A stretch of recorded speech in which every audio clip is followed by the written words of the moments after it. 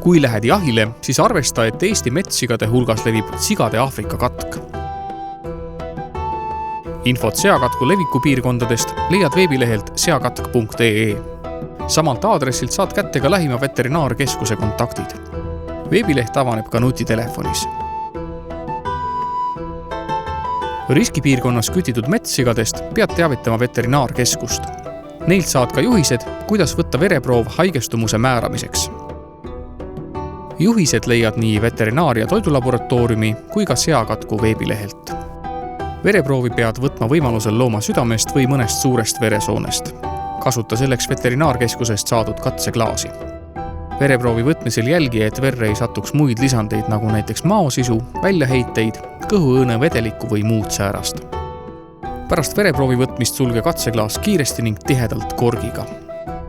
Märgista korrektselt nii vereproov kui ka loom.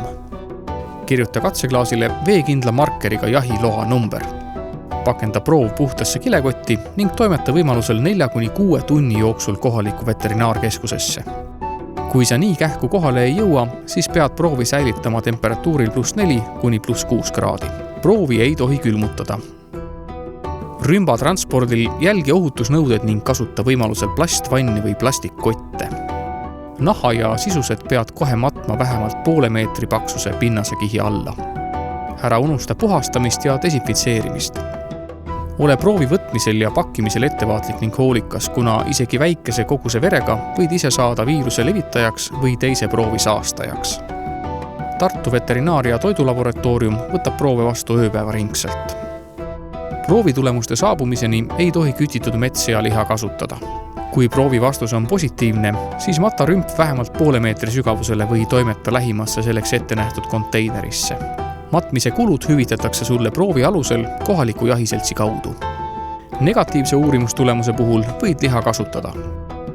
Täpsemat infot seakatku riskipiirkondades kütitud metssigade liha käitlemise ja turustamise tingimuste kohta saad Eesti Jahimeeste Seltsi kodulehelt või seakatku veebilehelt. Ja veel, vähemalt 2 päeva pärast metssea korjusega kokkupuutumist ei tohi sa minna ühegi seakasvatuse lähedale.